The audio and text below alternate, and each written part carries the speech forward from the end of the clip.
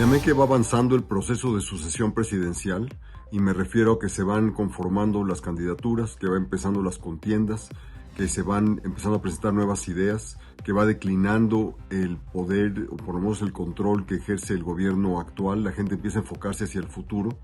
Las preguntas sobre cómo va a ser el próximo gobierno se vuelven relevantes. En países muy institucionalizados, esas preguntas son igualmente importantes, pero la latitud que tiene un gobierno en México es mucho mayor de la que tiene en un país como Suiza o como Estados Unidos o como Francia. Cada país tiene sus características particulares que limitan en mayor o menor medida lo que puede hacer un gobierno, un presidente, un primer ministro. En nuestro país esa latitud es muy grande y por eso es por lo que hay tanta expectativa sobre lo que pueda ocurrir con un nuevo gobierno. Porque el gobierno, a final de cuentas, determina cómo va a ser la vida en el país, cómo van a ser las características de la economía en ese periodo, qué tanto va a ser cercano o distante de unos grupos sociales o de otros. Y como ha sido un gobierno tan disruptivo respecto a lo que habíamos vivido en las décadas pasadas, el actual gobierno al finalizar su mandato va a dejar un legado que va a tener que enfrentar quien gane la elección en junio próximo. Entonces la pregunta es cómo poder resolver este problema.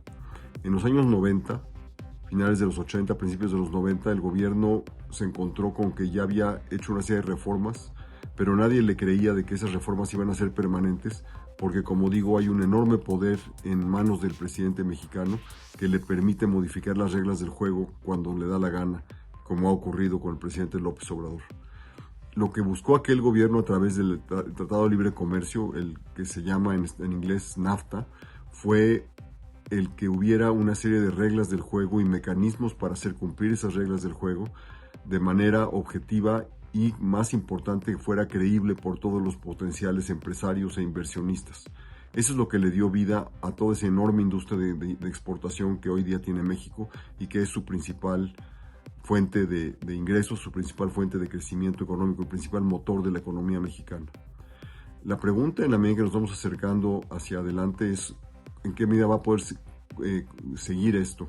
Y la pregunta es importante porque ese tratado ya fue supeditado por los cambios que obligó Trump a realizar con el llamado TEMEC en la actualidad, que tiene otras características. Resolvió algunos problemas, pero creó unos nuevos que antes no existían.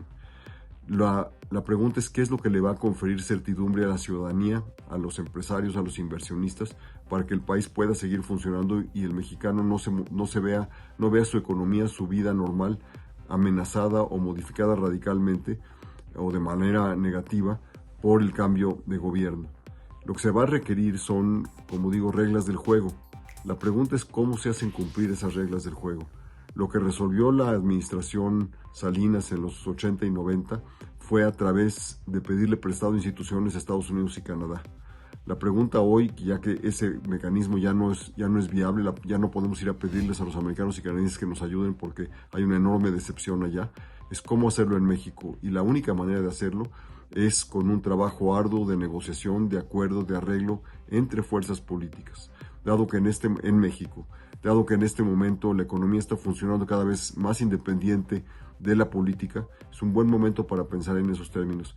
Cómo construir reglas del juego que sean creíbles, que se hagan cumplir y que no dependan de las veleidades de un presidente en un momento dado. Me parece que los primeros interesados en que algo así pudiese ocurrir deberían ser los candidatos, o en este caso candidatas. Creo que es un momento importante de comenzar a ver cómo le podemos hacer para que haya reglas de juego internas, no dependientes del exterior, que hagan posible que la ciudadanía tenga certeza sobre lo que pasa en el futuro. De tal manera que quienes creen que quien debe ser presidente es A o quienes creen que debe ser B o C, tengan todos claridad de que su vida cotidiana, su economía, sus empleos no están en riesgo, sus pensiones.